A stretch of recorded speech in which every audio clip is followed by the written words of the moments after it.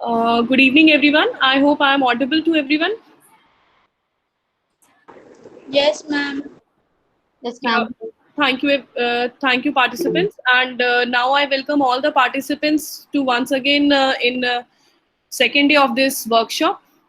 I welcome Mr. Sashank Vikram Singh again. And sir, we can start. Can we start the session? Yes, please. We can start, Soumya.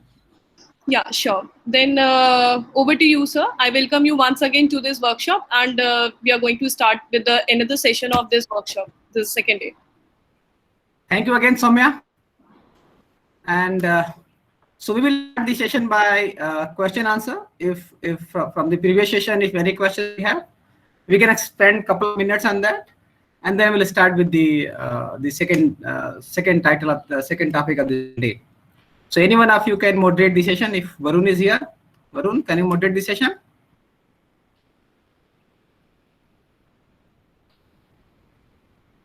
Yeah, from anyone from organizing team, Soumya and all, if any questions. I hope if there is any hand raise, we can go with that. Otherwise, people can just drop their questions on the chat box. Then we can ask. Otherwise, they can unmute their mic and just go on with that. Is there any questions from the participant side? They can raise their hand.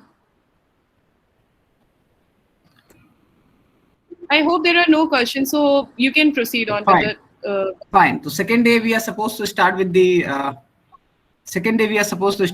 publication part, right? Which is a quite later stage as far as PhD journey is concerned, right?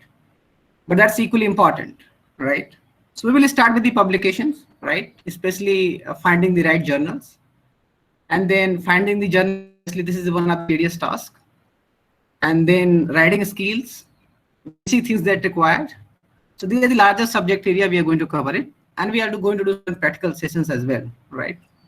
Now let me ask a couple of questions. Yesterday we have scholars from finance background, scholars from IB backgrounds, scholars from PNHR, and then scholars from marketing. Now if I'll ask one question to you, irrespective of your discipline from where you are doing your PhD, if I'll ask, give me the name three journals of your own field, or how many journals name you know that are belong to your field. Make an introspection and try to attempt the answer of these questions. अपने field के कितने journals के बारे में जानते हो? Just give a thought. Introspect, right? अपने field के कितने जर्नल्स को जानते हो, और जिन जर्नल्स को जानते हो उनकी कैटेगरी क्या है? Make introspections, right? अपने फील्ड के कितने जर्नल्स को आप जानते हो, और जिन जर्नल्स को आप जानते हो उनकी रैंकिंग क्या है, और किस लेवल है वो? Give a thought. अगर आपको पास नंबर, सबके पास एक दो नंबर जरूर कि ये जर्नल से आपके फील्ड का, ये जर्नल है आपके फील्ड का, और उनकी रैंकिंग अगर मैं पूछ रहा हूँ आपसे तो आप कहोगे they are top class, A star, A and high cited journals. Now your journey start, right?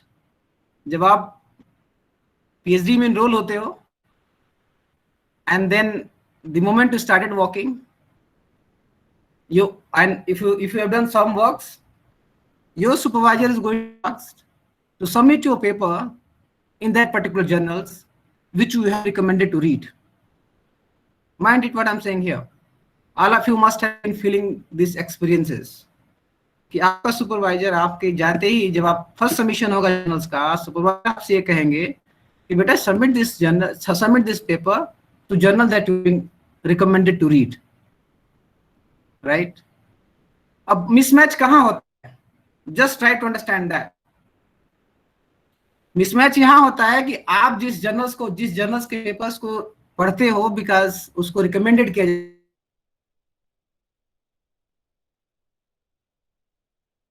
आप अपनी राइटिंग्स को वहां भेजते हो तो day one rejection, it gets rejected until and unless you won't become so matured in your PhD journey.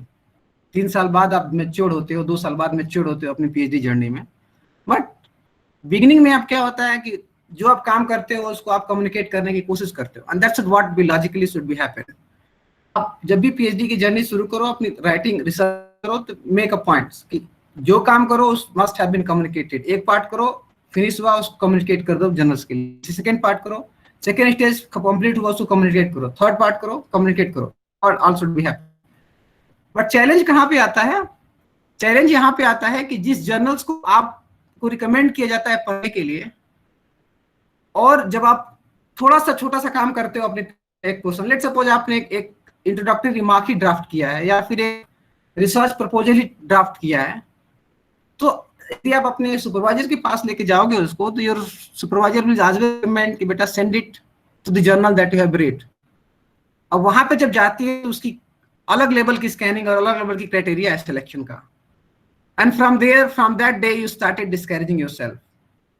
काम अच्छा होता है आपका, आप अच्छे लिखे होते हो, but the choice of place for publication is wrong. That is वहां पे, दैट इज द प्लेस वहां पे मिसमैच हो जाती है, मिस्टेक हो जाता है with all of us, right?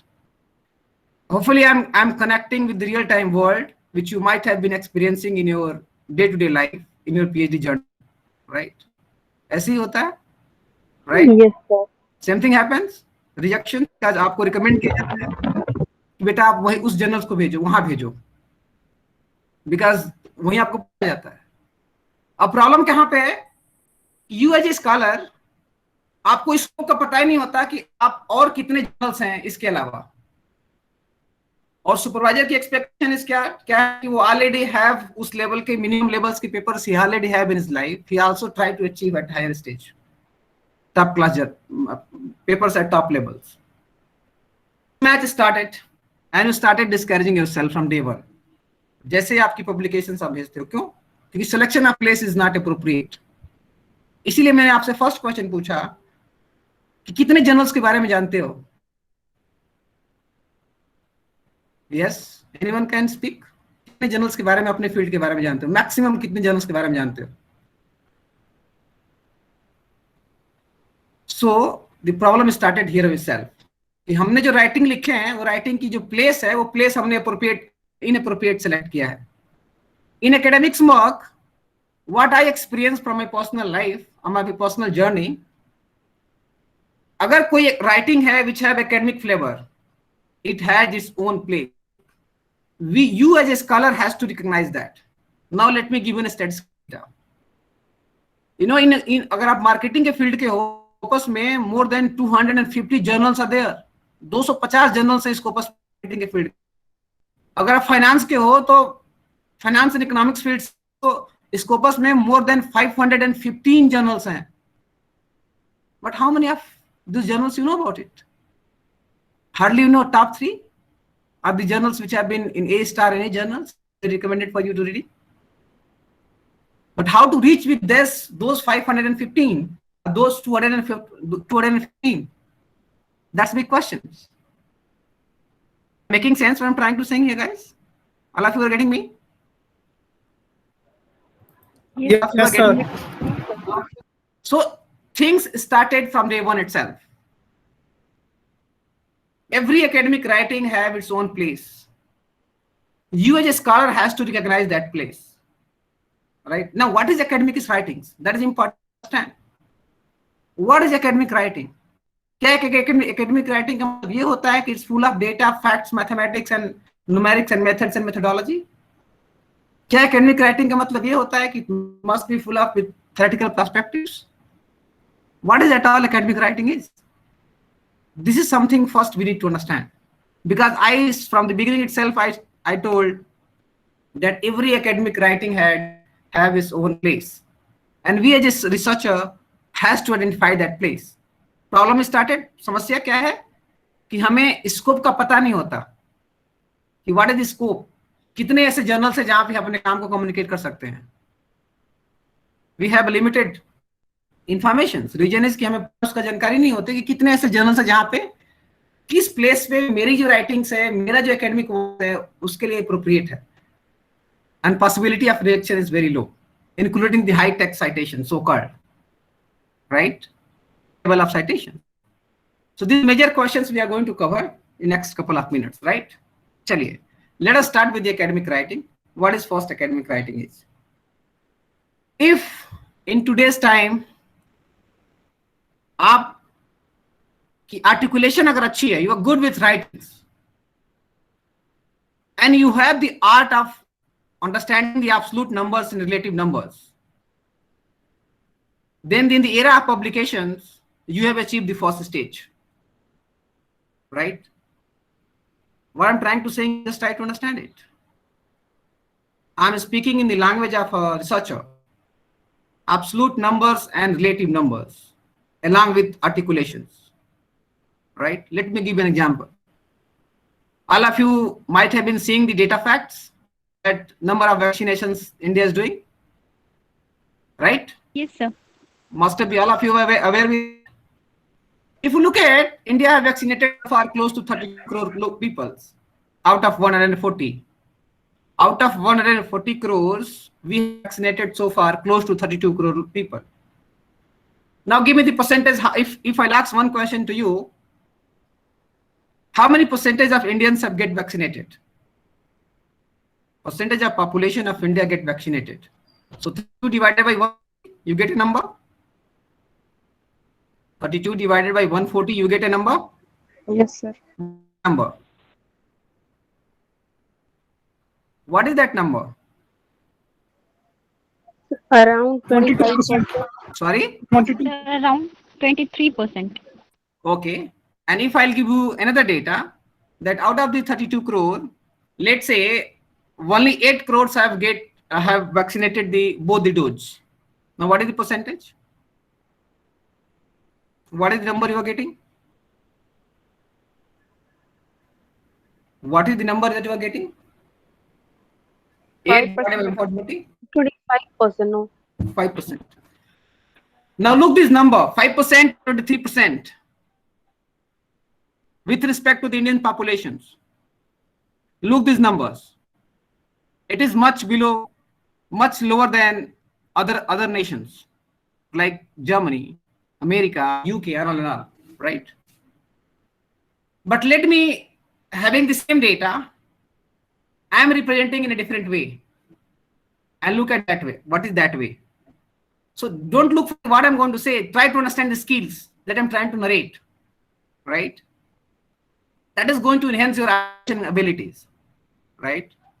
Ab dekho, if I'll give an base for conducting further argument, and that base is 32 crores people India have vaccinated so far. मैं आपको एक असाइनमेंट दूं कि इस 32 करोड़ में दुनिया के देश की पॉपुलेशन आ सकती है. Let's suppose I have given this assignments. इस 32 crores में पूरी दुनिया की कितने कंट्रीज आ सकते हैं एक साथ? Canada, Germany, UK, Brazil, sorry, not Brazil, France, some of the nations from Saudi Arabia, right? इतने देश, इजराइल, न्यूजीलैंड, इतने सारे देश इस 30 नंबर्स में फिल करते हैं. अगर इसी 32 करोड़ को मैं ये नहीं कह रहा हूं कि 23% Indian population have vaccinated, rather I am saying that we have vaccinated more than 10 nations. Look at the numbers. We have the same numbers, but the way I am articulating numbers are very, very different. And that is, we have vaccinated more than 10 nations. For example, on 21st of June, statistics came to the picture that we have vaccinated whole Israel and double the population of Ireland. We have the same data, but the way we are narrating it, the way we are articulating is different. So this is the power of relative and absolute numbers, right? So as a researcher, we first have to have the power of articulations. इसीलिए जब मैं कल था आपसे research papers की reading के बारे में, so जब भी हम whenever we read papers is not confined to what is the content. Along with, apart from that, what have been written in that paper, articulations also have to be preferred, because publications, when we target a top class journals, they look for good articulation abilities. अगर आप journals, अच्छे journals में आप जब paper भेजते हो और अगर आप उनके पास सिस्टम के थ्रू भेजते हो तो नीचे वो सर्विसेज प्रोवाइड करते हैं कि क्या आप इंग्लिश स्पीकिंग नेशन से हैं, अगर नहीं है तो दे रिकमेंड कि you should avail the services. Stage करो क्वेश्चंस व्हाई, प्रैक्टिकली होता है। जब भी आप पेपर स्टेज किसी भी जर्नल्स को भेजोगे, जो सेज का होगा, जो जिसको एमरेल्ड पब्लिश करता होगा या स्प्रिंगर पब्लिश करता होगा या फिर मैकमिलन पब्लिश करता होगा, इन जर्नल्स में अगर आपसे एक क्वेश्चन पूछता है, जब भी हम सिस्टम के थ्रू सबमिट करते हैं पेपर्स कि आप फ्रॉम इंग्लिश स्पीकिंग नेशन से नहीं है, तो दे आपको करते हैं कि you can avail their editing services by paying huge charges. The bigger challenge is articulation abilities. Same thing can be said in different manner. To try to learn about articulation abilities. और ये कैसे आता है, इसको आपको कुछ theory नहीं होती है इसकी आर्टिकुलेशन की, बस आपको समझना होता है, रीड करना होता है, and you have to make practice of writings. Every day you have to make practice of writings. And the bigger challenge among Indian scholars are they don't write. That is the bigger challenge. The bigger challenge among us is we don't write. We hesitate from writings. We look for Googles. We look for Grammarly for correction of grammars. That is the bigger challenge. Our articulation ability is very poor. And I am saying is my personal experiences. I have been associated with India chapter. One of the professor from IIM Bangalore, public policy, Professor Ramesh. He created startups in India. There's a chapter. You may look for that, right?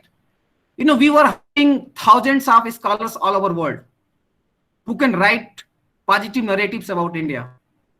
Thousands of scholars we were hunting for establishing that startup. So only to write positive narratives about India and culture, its values, civilizations, right? And whatever is going on different subjects. And if I'll give you the data facts, you all will be surprised. We hunted scholars from all IITs and all IIMs. Forget about Indian universities. We hunted all the top class universities of India's scholars from there.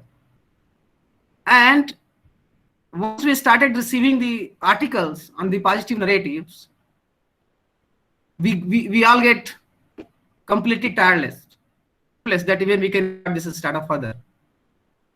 We had to create an editorial teams and editing team separately, just to make the narratives articulation in different manner. You are surprised. You will be surprised. That's what I'm saying these facts to you. Thousands, we have contacted more than 1,300 scholars, most of them from India, all IITs and all IIMs and all universities. Still, I'm associated with that. But the real challenge is we didn't find a good writings. Content loaded articles are there, but writing's abilities are completely. So, till the time कितना आप जानते हो does not matter until and unless it does not reach to the masses. लोगों तक कितना पहुंचता है बारे में आप कितना आप जानते हो that doesn't matter until unless आप लोगों तक नहीं पहुंच पाए, उसके लिए पहुंचने के लिए you need to require writing skills. So अगर आप स्कॉलर हो, initially you have enrolled yourself to focusing on writing abilities first. जिसमें से articulation is very very important. Try to play with the words. Try to play with the facts and figures. Try to look with the numbers and relative numbers. This is the one aspect that I focus on, and that is called writing abilities. Second aspect is what is required so-called in academic writing is proper citations. Most of us follow Mendeley, some of us follow the techniques of so-called Excel में वो word की जो citation techniques होती है, we follow it. But there are certain citations which we have to learn it. अगर आपको citation किसी exact wording citation करनी है, what are the technique for that? So जो भी आप जिस field से हो, जिसमें अगर MLA follow करते हो, APA follow करते हो, to try to learn the basic thing is how to cite it properly.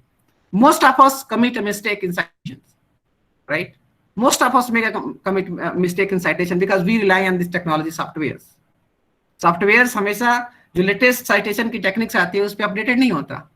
And there are certain citations जहाँ पे आप उसको cite नहीं कर सकते. For example, आप कोई word paragraph cite कर रहे हो. In a letter अगर मैं पूछूं आप एक पेपर में कितने paragraph cite कर सकते हो? Exact wordings within the so-called double inverted comma. How many so-called double inverted comma citation you can provide in a paper? It's most of you might be knowing about it. कि कितने हम cite कर सकते हैं. अगर हम exact wording लेते हैं तो उसकी citation करने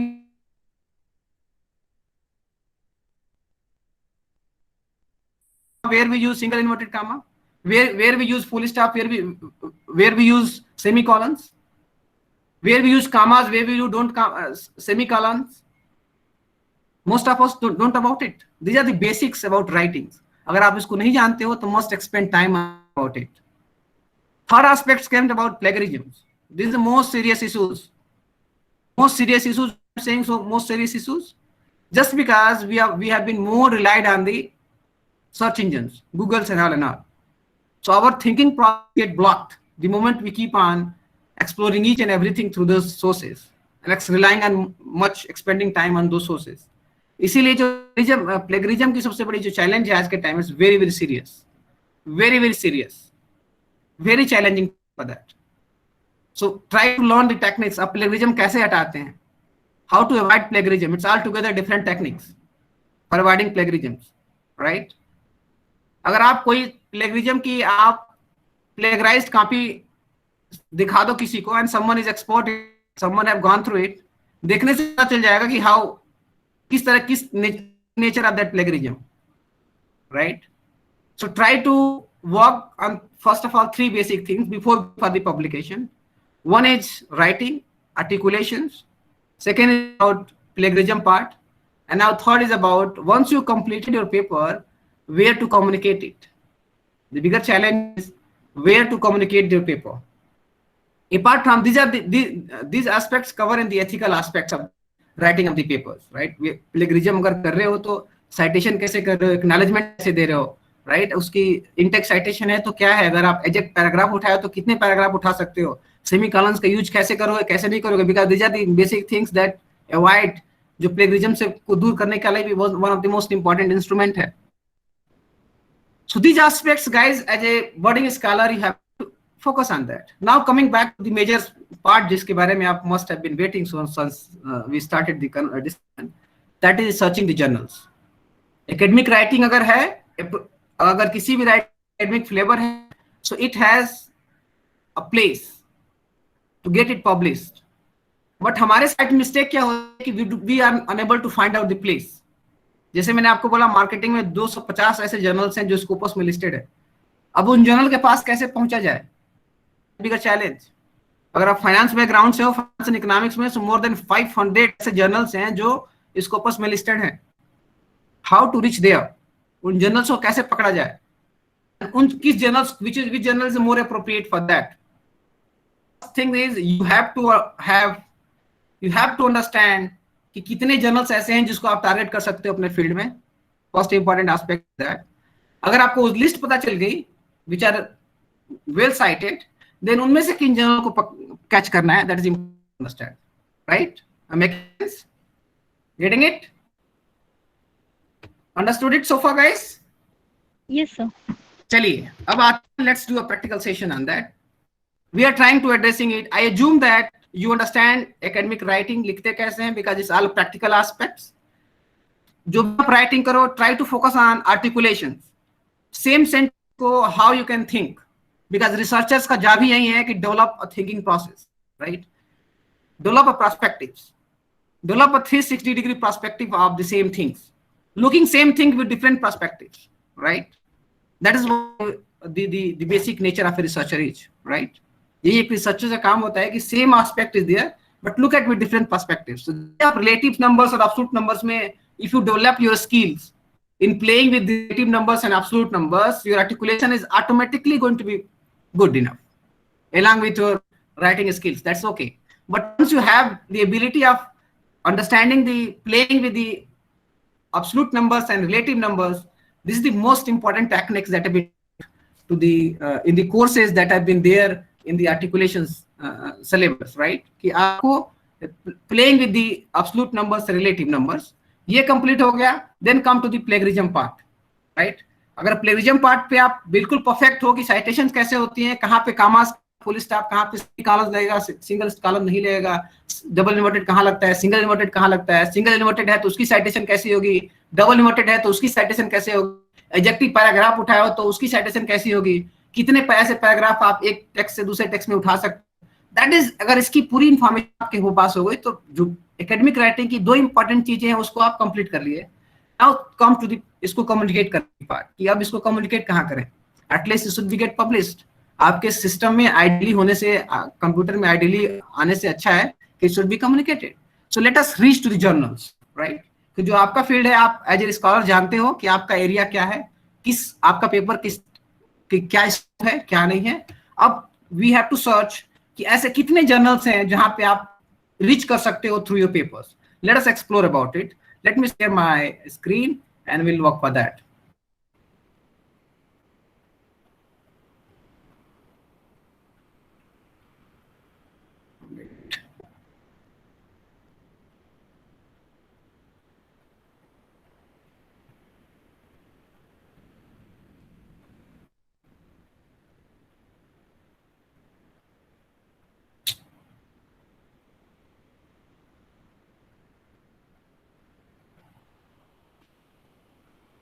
Yes.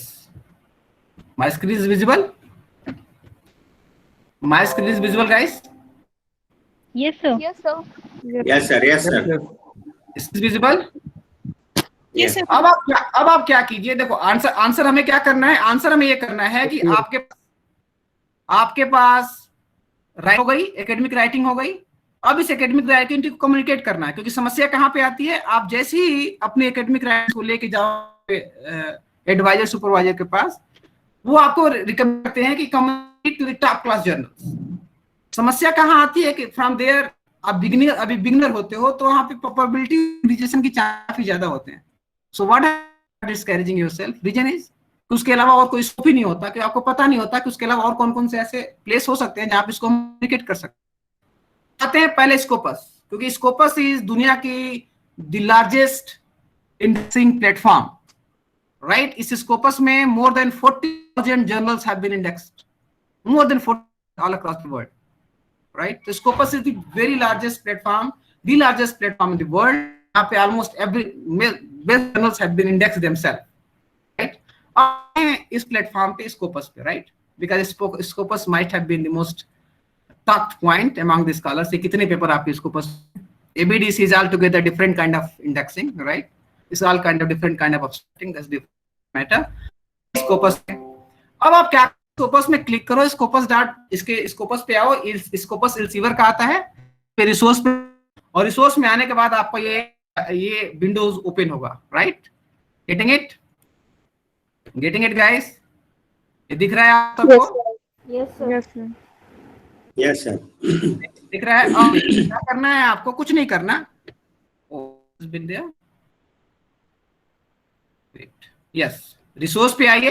एल्सीवर पे आप गूगल पे क्लिक कीजिए, स्कोपस एल्सीवर आएगा, आपका डायलॉग खुल के आएगा. उस पे आप रिसोर्स पे आइए. और रिसोर्स पे आने से क्या मिलता है आपको ये पता चल जाएगा कि आपको ये सर्च करना है कि आप जर्नल जिसको आप टारगेट कर सकते हो. This is the question we are going to address it, right. यहाँ पे आओ, सर्च. यहाँ पे ऑप्शन आता है कि आप टाइटल के थ्रू, पब्लिशर के नंबर थ्रू कोई भी चीजें search. Don't look for publisher and ISN until, जब तक आप किसी एक पर्टिकुलर को नहीं खोज. Don't look for title, publisher and ISN number. Look for directly subject, because you need to require a larger base. जिस लार्जर बेस के बेसिस पे आप अपने पेपर को सर्च कर सकते हो, स्कोप सर्च कर सकते हो. कितने ऐसे पेपर्स हैं जहाँ पे आप अपने वर्क को कम्युनिकेट कर सकते हो, and which is the most appropriate place. Because what I said in the beginning, कि every academic writing have its own. We as scholars need to recognize that place. This is the first job. The first job that as a scholar, अगर हम academic writing कर, we should do it. So we are just trying to recognize that place. So try to fit subject. इसमें आप subject डालो और आते हैं inter subject specific. यहाँ पे साइंस से लेकर के आर्ट तक पूरे सब भरे. अगर आप 1 करके जाना चाहते हो तो 1 करो, इसमें क्लिक करते जाओ. बाद अप्लाई का ऑप्शन आता है last eight the and, you can apply here, right. बाद में अप्लाई का ऑप्शन आता है, जैसे ही आप क्लिक करोगे इसमें ऑटोमेटिक फीड हो जाएगा. बाद में अप्लाई का ऑप्शन आता है, you can remove it, right. हम डायरेक्टली है इसको आप सब्जेक्ट सर्च कर सकते हो. Let's suppose I am searching about marketing. Marketing search कर दिया, कर दो. अब आपको मिल गया नीचे list of whole journals. 248 journals are there in the corpus that cater the large market. जितने ऊपर के जर्नल आते रहेंगे सारे टॉप क्लास जर्नल्स हैं. सारे की साइटेशन जो है, cite score huge. Right? So आपको क्या करना है गाइस, आप as a author you know, ये ओपेक इसलिए है because I have connected to the university system, इसलिए मेरे ओपेक है, शायद आपके पास ओपेक नहीं होगा, so it's don't look for that. अब आपको क्या मिल गया, you have the list of the journals which you can target. अब इसमें से 248 जर्नल से टारगेट कर सकते हो, राइट? ऐसे ही let's me use this fading, इसको 100 कर दो, अप्लाई कर दिया मैंने 100। अब आपको ऐसे ही जर्नल्स खोजते चले जाओ, आपके पास पूरी लिस्ट ऑफ जर्नल्स पता चल गई। तो प्रॉब्लम आपके पास क्या थी कि आपके पास भी नहीं था कि कितने ऐसे जर्नल्स हैं जिसको आप टारगेट कर सकते हो। अब आपके पास you get the options, कितने ऐसे जर्नल्स हैं which have Scopus listed, which is the most recommended indexing in the world, right? ऐसे जर्नल्स आपको मिल गए। अब क्या करना है, सब कुछ मिल गया, इस जर्नल का every details as far as citation indexing are concerned, इस जर्नल्स का सारे journals right score, highest percentile, citation in 3 साल में कैसी रही है, डाउनलोड डॉक्यूमेंट क्या क्या है, और साइट परसेंटेज कितने लोगों ने इसमें इसकी साइटेशंस रही है, इन जर्नल्स की पूरी हिस्ट्री निकल के आ गई। क्या करना है, first of all on the basis of कि आप किस काम किया है वो कहाँ फॉल कर सकता है, किस कैटेगरी में है, टॉप क्लास है, मिडिल क्लास है, लोअर है, या फिर लोवेस्ट जर्नल्स को फॉलो करना है। ऐसे ही सारे जर्नल्स को निकाल, आपके पास पूरा जर्नल मिल गया। अब क्या करना है, आपको सेलेक्ट करो, सेलेक्ट करने के बाद किस के बाद क्या है ये, इसका स्कोप, इस जर्नल, ये जो जर्नल है let's suppose markets and culture. अब इस जर्नल्स में आप अपने पेपर कम्युनिकेट कर सकते हो, बस क्लिक करो यहीं पे, right? You are all sets of information about the journals, look at it, scope, content coverage, site scores, इस जर्नल्स का पूरा हिस्ट्री आपके सामने एक ही विंडो में निकल के आ गया। यहाँ पे आप सेलेक्ट करो, अब आपको पता चल जाएगा यहीं से, स्कोप से देखते ही स्कोप पेज पे कि आपका जो जर्नल वो जो आपका जो राइटिंग है वो इस स्कोप में फॉलो है कि नहीं कर रहा है। अगर यहाँ नहीं मिल रहा है इसके डिटेलिंग इंफॉर्मेशन, तो यहाँ जर्नल को सीधे कॉपी करो, नेक्स्ट विंडो में क्रोम जाके सर्च करो, सर्च इंजन में जाके सर्च करो, you will get all detail information about the culture, about the getting it. So this is how, ये एक हो गया। अब आप क्या कर सकते हो, एक साथ कई जर्नल्स को भी सर्च कर सकते हो स्कोपस में, this is one of the basic advantage we get in this platform. So problem क्या थी आपके सामने, पता ही नहीं था कि ऐसे कितने जर्नल्स हैं जहां पे आप चीजों को एक्सप्लोर कर सकते हो। यू गेट दैट ऑप्शन, एक साथ आप यहाँ फाइनेंस में, लेट्स सपोज फाइनेंस लो, अप्लाई करते हैं, do it, you are going to get 44 results. अब इसमें आप मार्केटिंग को हटा दो, now only come for finance. 321 Scopus के ऐसे जर्नल्स हैं जो फाइनेंस, सीधे फाइनेंस को करते हैं। अब यहाँ ऑप्शन आता है कि आप को सेलेक्ट करते हो किस तरह का रिस्पांस देना चाहते हो, right? Only title of top 10 percentile, first one, किस तरह के, लेट्स सपोज आप जर्नल्स को यहाँ क्लिक कर दिया, so you're going to get journals, you're not going to get any conference proceeding, you are not going to get any kind of books and all। अब यहाँ से आपको मिल गया स्कोप। अब आपको क्या करना है, अपना पेपर कहाँ है, आपकी राइटिंग कहाँ है, और आप किस जर्नल को टारगेट करते हो। This is the one way which helps you as a scholar to look for which help you to as a scholar, what it visible, is it visible guys? Yes, sir. Yes, sir. Yes, sir. Visual, sir. Yes, sir. This is how you can enlarge in your to select which is the appropriate place। समस्या क्या थी, which I personally perceived among the scholars, primary data, through primary data is that scholars do not have the scopes, उनको पता ही नहीं चलता कि इन journal और कितने जर्नल्स है जहां पे, but I given just one platform। Okay, now what is another way? Another way is look for the publishers, right? जितने भी पब्लिशर्स होते हैं, बीट इसेज, be it Springer, be it Emerald, be it Taylor Francis, be it मिलन, be it De Gruyter, be it स्कैन, this are the world class publisher. So ये क्या करते हैं, डिफरेंट जर्नल्स को पब्लिश करते हैं। अब समस्या क्या है इन जर्नल्स के साथ कि दे डू नॉट कैटेगराइज कि सोशल साइंसेस के जर्नल्स कितने हैं या फिर कितने हैं, although some of them categorize like Emerald, all they do it, but majority of these like Spinger and Sage is find difficult for doing so. क्या कर सकते हो, पेज पे जाओ एंड वहां से आप सेलेक्ट कर सकते हो कि जर्नल्स आर देयर इन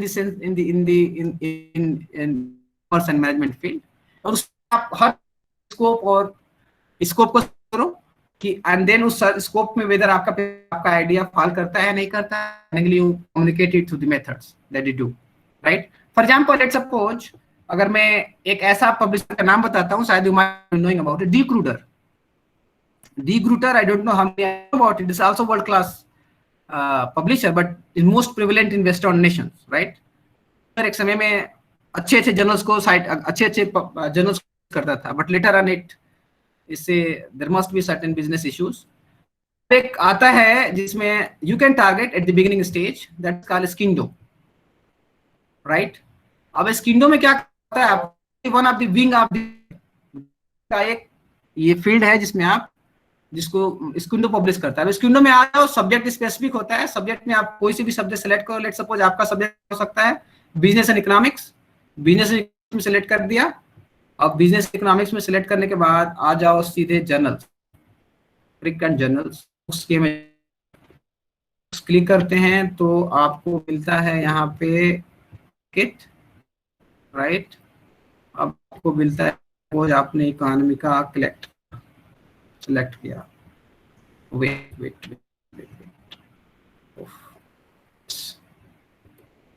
तो अब इसमें क्या है देखो, सब पहला आप आ जाओ सब्जेक्ट पे जैसे क्लिक करते हो ये different basically I think cutter करता है बिजनेस इन इकोनॉमिक्स. क्लिक कर दिया.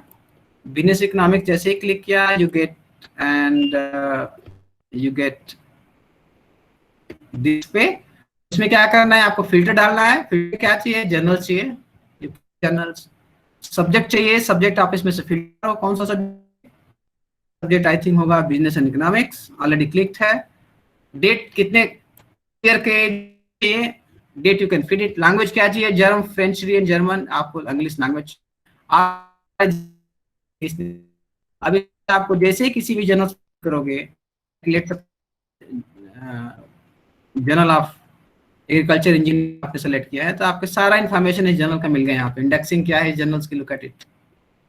जर्नल की इंडेक्सिंग यही है. आप सेलेक्ट कर सकते हो. इसको भी है आई थिंक ये स्कोपस में भी citizen Scopus, you can look for that. अब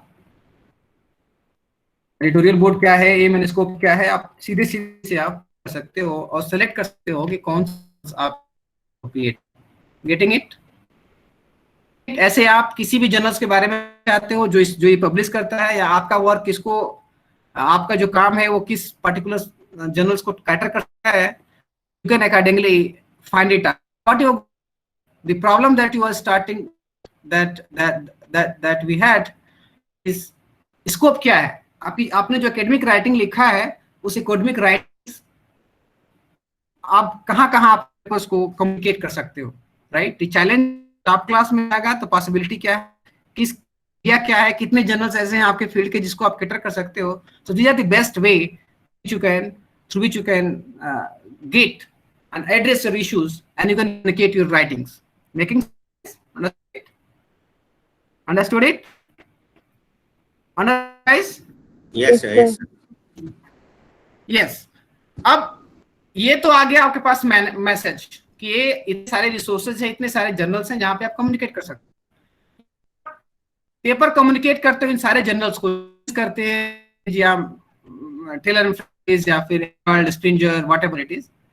उनमें यदि अगर आप सिस्टमेटिक तरीके फीडिंग होती है तो दे लुक फॉर सॉफ्टवेयर्स, उस मैकेनिज्म के थ्रू फीड करते हैं सब कुछ. अब कैसे सबमिट करें उनकी अगर आप पढ़ेंगे ना बिल्कुल policies, every policies, so all of you get frustrated. उन किस जर्नल्स में क्या होता है, कितनी लाइन स्पेसिंग होनी चाहिए, साइड स्पेसिंग कितनी चाहिए, स्पेस कितना होना चाहिए, किस फॉर्मेट में होना चाहिए, लेटेक्स में है कि नहीं है, साइटेशन की स्टाइल क्या नहीं है. Journals differ with their own rules and regulations. What you should do is you should not worry, you should not expand preparing your paper according to what they have suggested in the beginning. What I'm saying, in the beginning, you should follow what methods. उस standard method अपने paper को ready कर, अपने work को communicate कर दो, right. And जब work communicate करते हो आप, देन रिव्यू एंड ऑल, उसके बाद आपको कम्युनिकेट करते हैं कि आप में क्या क्या चेंजेस करने की रिक्वायर्ड है। Sometimes excuse me sir, automatically जो उनके रिक्वायरमेंट में फॉल करते हैं कि 1.5 की होनी चाहिए, डबल होनी चाहिए, सिंगल स्पेसिंग होनी चाहिए, या क्या होनी चाहिए, अकॉर्डिंगली वो अपने आप से फीडिंग कर लेते हैं। Getting it? Yes Varun? Excuse me sir, yes Varun, yes Varun, go ahead. Sorry for interrupting, breaking. You are not audible to me. Sir, your voice is... Okay, voice is breaking. Sir, many participants are saying that your voice is breaking. Okay, wait. Let me connect through different networks. Wait, it might be a problem of network. Let me connect it through different networks. Okay, sir.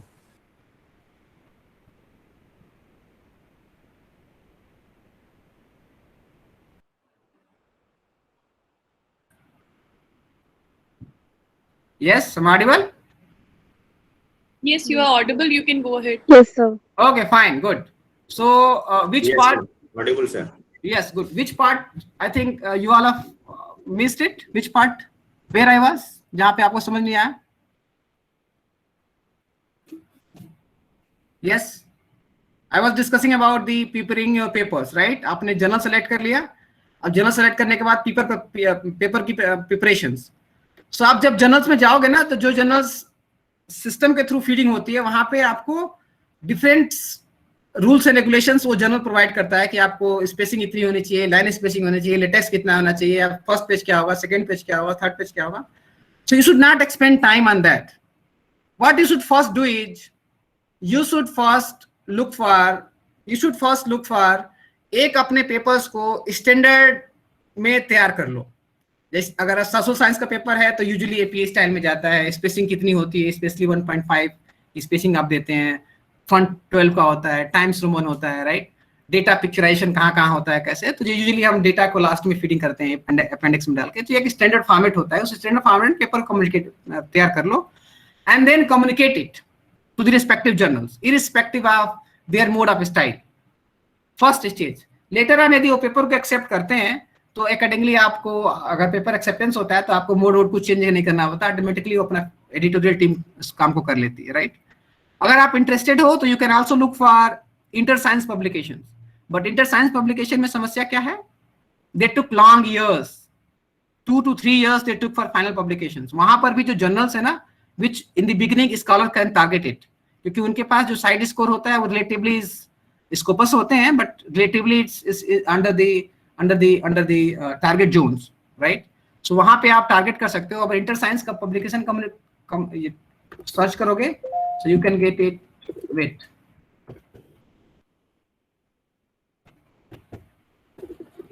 Late me show you.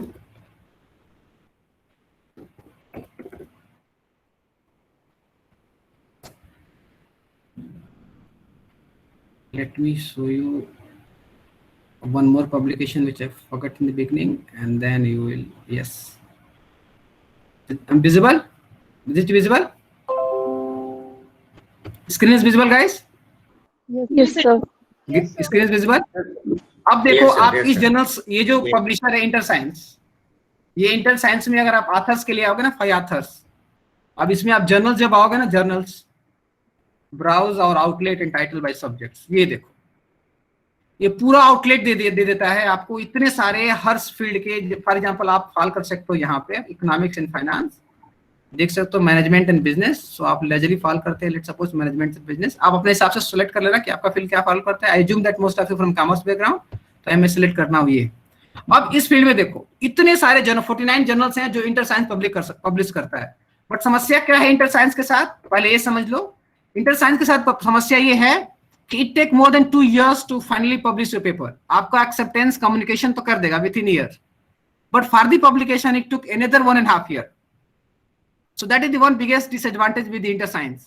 सो जब भी आप paper inter science के साथ communicate करो, be careful कि अगर 2 साल 3 साल तक वेट कर सकते हो देन ओके, अदरवाइज नहीं तो don't communicate your paper over here because it take 2 to 3 years, right. अब क्या कर सकते हो आप इसमें इंटर साइंस, जहां पे आप टारगेट भी कर सकते हो इन 1 में, लिस्ट ऑफ जर्नल्स मिल गए जो मैनेजमेंट एंड बिजनेस से हैं, राइट। आप किस पर भी क्लिक करोगे ना तो आपको तुरंत उसके नीचे इंडेक्सिंग दे देगा, लुक एट इट, ये जर्नल क्या है, और इन जर्नल्स में सॉरी, अगर आप इसकी इंडेक्सिंग देख सकते हो, यहाँ पे हर जर्नल्स के नीचे इंडेक्सिंग है, तो यहाँ इसकी इंडेक्सिंग है। कोई भी जर्नल की इंडेक्सिंग देखना चाहते हो तो ऑटोमेटिकली उस जर्नल के सामने क्लिक करो, इंडेक्सिंग मिल जाएगा। अगर इसके बारे में जानना चाहते हो तो इस पर क्लिक करो, यहाँ पे सब कुछ बता देगा कि जर्नल का स्कोप क्या है और ये इन टॉपिक्स को कवर करता है। इंडेक्सिंग वहां मिली गई, more about this journal click करोगे तो मिल जाएगा आपको। Are you all getting it what I am talking here? All of you are getting it what I am talking here guys? Yes, sir. So you understood it कि आपको एक scope मैंने दे दिया कि इतने सारे स्कोप्स हैं जहां पे आप जर्नल्स को सेलेक्ट कर सकते हो if your paper is or if your work is having the flavor of academic writing। अब एकेडमिक राइटिंग का अगर आपके में फ्लेवर है आपके काम में, सो एकेडमिक राइटिंग क्या है, आपकी जो आर्टिकुलेशन है that should be strong, plagiarism की जो सूर्य रूल्स एंड रेगुलेशन है that should be very strong, citation की जो टेक्निक्स है शुड बी वेरी स्ट्रांग। अगर ये चीज की अगर एकेडमिक फ्लेवर है आप में, this all constitute academic flavours in any writings. So you can place your papers in different places. Now, what should be those places? So you can look for those places either through Scopus, either through publishers, and out of the many publishers, I talk about Skindo, which most of you might not be aware with, and I have given you the example of this InterScience, जहाँ पे समस्या ये है कि it take more than 2-3 years for finally getting it published. So basis of these choices, you can select your papers, you can select your journals and communicate your papers. Understood it? Writing abilities में क्या है? Must focus on how to play with the absolute and relative numbers. Develop your thinking in that way. Work on that thinking process. This is how you can send your paper and communicate it. Right, guys? Getting it? Yes, sir. Yes, sir. Yes, please. sir. Now you may ask questions accordingly. ऐसा कुछ होगा, अगर question पूछोगे तो accordingly we can start it. This is what from my side. I think you all are beginners, so basically you should understand it, what is all about. Rest is all based on question answer sessions. You may ask questions, we can discuss that. Yes, please. If any. Good evening, sir. Yes, please. I am Mugdha Moini, and I'm actually doing my research from NIT Patna in economics. So I want to ask you, I have just completed my coursework, almost it's done. So now I'm thinking to write some of the papers. तो आपने जिस तरह से बताया कि आप search करो Scopus में जाकर and just communicate with them, तो क्योंकि we are the beginners now, तो we are not up to that appropriate or that relevant in writing the papers. तो हमें अभी जो नीचे में जो हमारे मतलब बिलो में जो थे जर्नल, तो we should communicate that much, ताकि धीरे धीरे एक प्रैक्टिस होना शुरू हो। तो would that be the right way to start writing and communicating with the journal, कि जो कि लिस्ट में जो बॉटम पे थे जर्नल्स उनको कम्युनिकेट करें और पहले वहां लिखना शुरू करें और वहां भेजना शुरू करें, instead of writing the top journals, because it's very thing that Yes. we would be rejected. Yes. Fantastic. That's okay. That is what should be. इसीलिए the whole purpose is that only कि आपको at least पता तो हो कि आप कहाँ papers communicate कर सकते हो। एज ए स्कॉलर आपको पता नहीं होता है, क्यों? क्योंकि आपको जब जर्नी शुरू होती है रिसर्च की, तो आपके जो सुपरवाइजर्स होते हैं they suggest you to read top class journals. आपकी जो पढ़ते हो वहां तक कन्फाइन हो जाता है, उसके बियॉन्ड की दुनिया क्या है you are not able to aware with. उसके बियॉन्ड और भी जर्नल्स हैं जिसको आप देख सकते हो। मैंने आपको एग्जांपल दिखाया ना, 248 जर्नल्स थे मार्केटिंग में, 351 जर्नल्स थे फाइनेंस में। वैसे ही मैंने जो जर्नल्स थे इंटरसाइंस पब्लिश करता है, स्किंडो पब्लिश करता है। सो आपको अवेयर होना चाहिए कि आप कहाँ अपने काम को कम्युनिकेट कर सकते हो, basis on the basis that आपकी एकेडमिक राइटिंग में कितना पावर है, किस एस्पेक्ट को कैटर कर सकता है आपका एकेडमिक राइटिंग, किस तरह के जर्नल्स को एस्पेक्ट कर सकता है। उसके लिए डेटा फैक्ट्स, स्कोपस पूरा डेटा फैक्ट प्रोवाइड करता है, साइट स्कोर कितना है, लास्ट 3 इयर्स में कितना रहा, वॉल्यूम क्या है। इवन आपको सैंपल कॉपीज भी देता है कि जो पब्लिश हुए उस पर किस तरह के पेपर पब्लिश हुए हैं। So you as a student, as a scholar, you automatically understand कि क्या है क्या नहीं है, आप कहाँ फाल कर सकता है आपका writing. Getting it? As a scholar we should aware about that part कि आप कहाँ अपने काम को कम्युनिकेट कर सकते हो। That is important, right? क्योंकि समस्या क्या होती है, वी आर अगर बिगिनिंग स्टेज में definitely you can not cater top class journals, but आपको कभी रेसिस्ट नहीं करना चाहिए। एज ए स्कॉलर क्या करना चाहिए आपको कि जो भी काम करो मस्ट कम्युनिकेट इट, और जो भी काम करो पीएचडी जर्नी में एक सिस्टमेटिक तरीके से करो, टारगेट करो कि okay, and don't look for just let me give you a mechanism, एक techniques for writing thesis, doing your PhD works. पूरे अगर आपको अपना रिसर्च प्रॉब्लम समझ में आ गया कि what is the research problem, आप क्या काम करने जा रहे हो, अगर इसका पूरा ज्ञान आपको समझ में आ गया तो क्या करो, पूरे थेसिस को 4-5 पेपर्स में डिवाइड कर दो. My first paper will be let's suppose literature review, second paper will be let's suppose some primary या कुछ भी होगा उसके ऊपर होगा, third paper let's suppose profile के ऊपर, फर्स्ट सेकंड पेपर प्रोफाइल के ऊपर हो गया, third paper let's suppose 2 variables के ऊपर हो गया, फोर्थ पेपर नेक्स्ट वेरिएबल के ऊपर हो गया, नेक्स्ट पेपर एक पूरे वेरिएबल्स पे हो गया, और लास्ट में कंक्लूजन इंटरप्रिटेशन. और थेसिस में सारे पेपर को कंपाइल कर दो. This is the best techniques we followed. जो स्मार्ट रिसर्चर्स होते हैं they follow this is the best techniques कि पूरे अपनी थेसिस को पेपर्स में डिवाइड कर दो कि फर्स्ट आपको पेपर जो आएगा वो किस पे आएगा, सेकंड पेपर कब आएगा, किस टॉपिक किस रिलेटेड होगा, थर्ड पेपर. तो इससे फायदा क्या होगा कि आप जो काम कर रहे हो उसको थेसिस में ऑटोमेटिकली कन्वर्ट कर रहे हो, और एट द एंड सारे पेपर्स को एक साथ कंपाइल कर दो, that become your thesis. I am making sense when I am talking here, Mohini? Understood it? So beginning में you have to be smart. अगर आपके प्रॉब्लम्स बिल्कुल क्लियर है कि नेक्स्ट कपल ऑफ 4 इयर्स आप क्या करने वाले हो, नेक्स्ट कपल ऑफ इयर्स में 4 साल में, 3 साल में, 5 साल में पीएचडी जर्नी में क्या करने वाले हो, सब्जेक्ट मैटर क्या है, किस प्रॉब्लम को एड्रेस कर रहे हो, अकॉर्डिंगली आप उस सारे अपने थेसिस वाले पार्ट को डिवाइड कर दो डिफरेंट चैप्टर्स को पेपर्स में, और उसको जो भी काम करो कम्युनिकेट करो. जिस भी लेवल का काम है उसको मस्ट कम्युनिकेट इट. जिस भी लेवल का काम है must communicate it. Getting it? Yes sir. इससे क्या होगा कि एट द एंड आपको एक साथ बैठ के 300 पेज की थीसिस नहीं लिखनी पड़ेगी, और वहां पे एरर ऑफ जो मिस्टेक्स होगा उसकी पॉसिबिलिटी भी रिड्यूस हो जाती है. So be smart in that. Getting it? जो भी काम करो टारगेट करो कि नेक्स्ट जो आपका कोर्स वर्क कंप्लीट हो गया, टॉपिक्स क्लियर, आपने डिफेंस आपका प्रपोजल वगैरह सब क्लियर टॉपिक हो गया, देन टारगेट करो कि first paper should be literature review. Regular literature review खत्म करो, कंप्लीट करो, कम्युनिकेट कर दो. अब जब कम्युनिकेशन की प्रॉब्लम आती है ना, यहीं पे समस्या आता है. सुपरवाइजर आपको कम्युनिकेट कहता है कि भेजो, क्योंकि जो लिमिटेड इंफॉर्मेशन होती है कि कितने जर्नल्स हैं, अब स्कॉलर यहीं पे मिस्टेक कर जाता है क्योंकि वो उसकी जर्नी 4 से 5 जर्नल्स में ही खत्म हो जाती है. Don't look for that.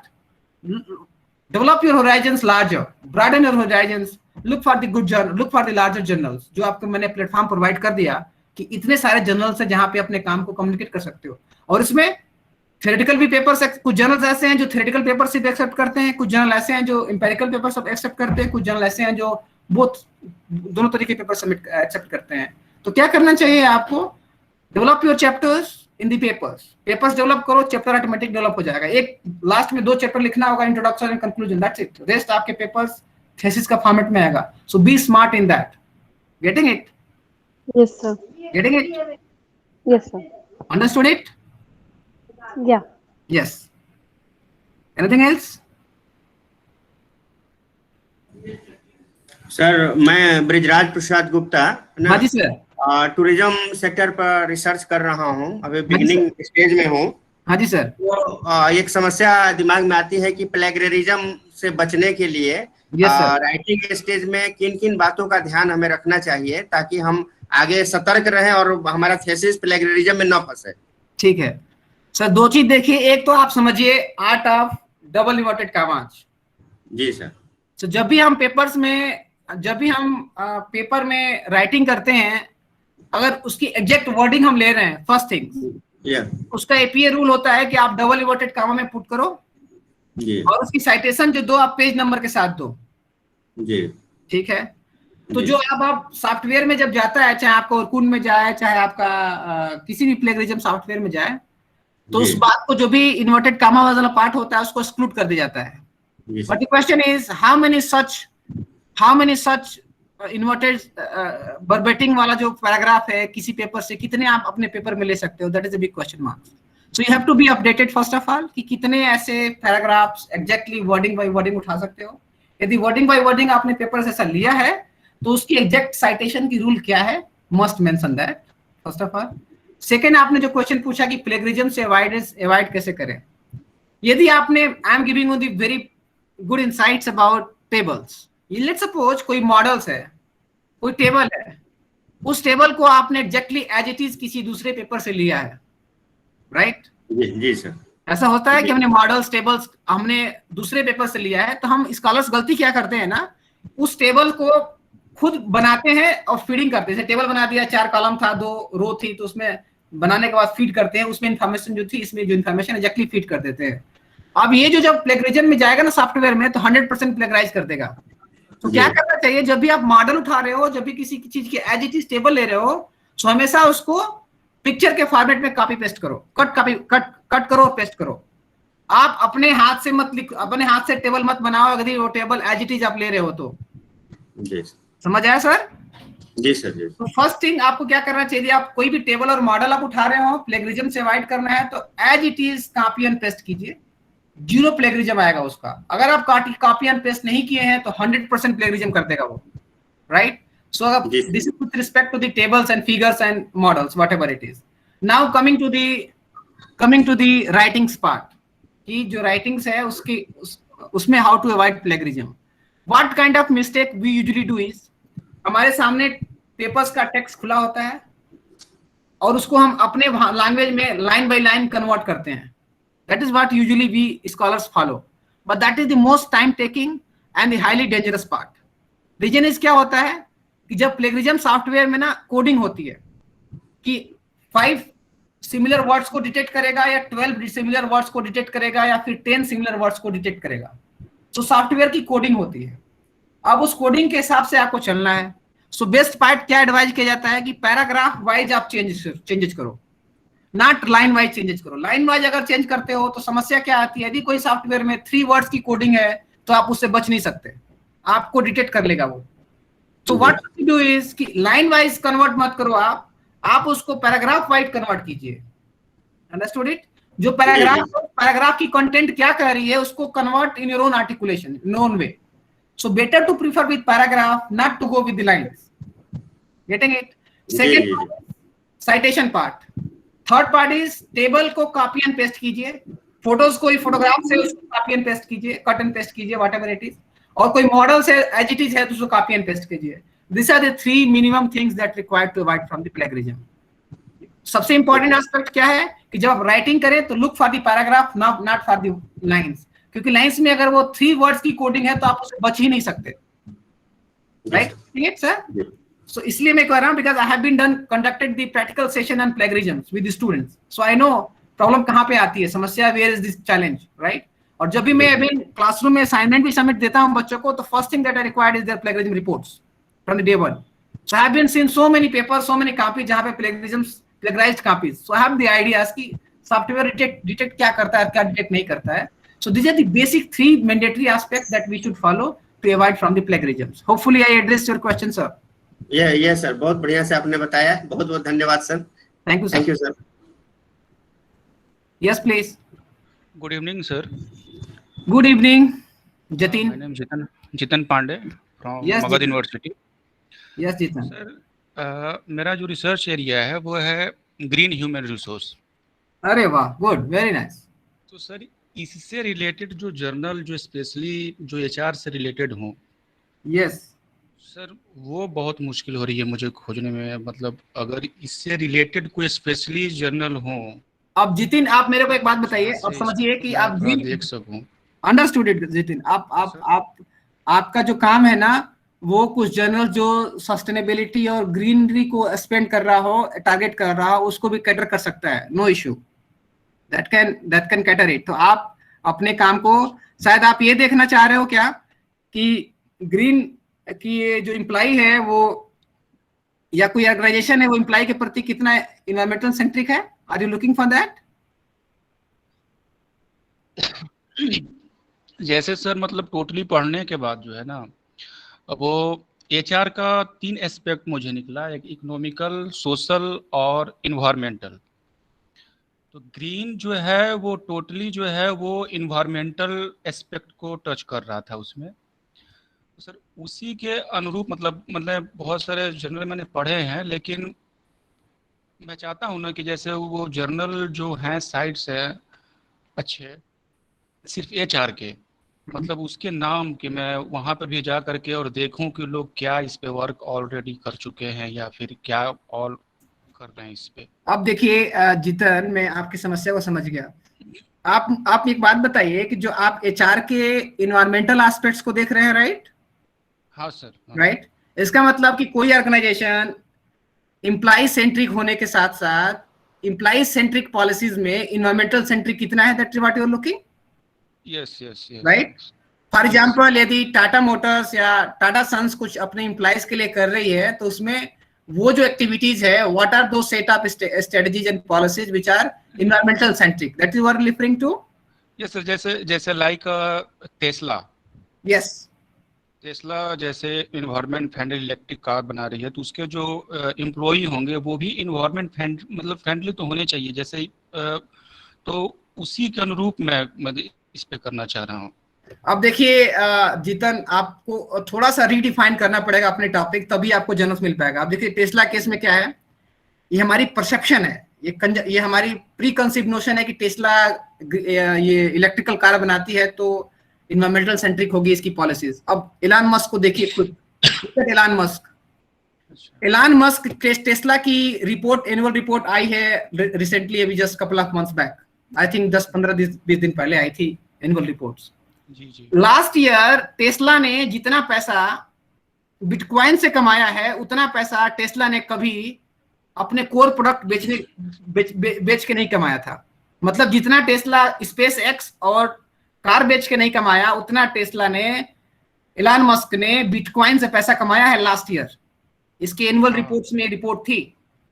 अब बिटकॉइन एक तरह का different kinds of, this is not environmental friendly in one way, right? A lot of authors have criticized Elon Musk for that particular purpose, right?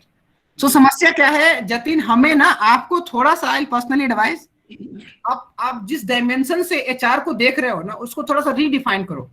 यदि आप उसमें शायद ये लेना चाहते हो कि कंपनी या जहाँ पे वर्कर्स काम करते हैं वहां पे एलईडी बल्ब्स हैं, या इन्वायरमेंटल सेंट्रिक सारे जो एम्प्लॉय सेंट्रिक एम्प्लॉय के वेलफेयर के लिए जो कंपनियां करती हैं, यदि वो हैं, so that might be one of the aspects.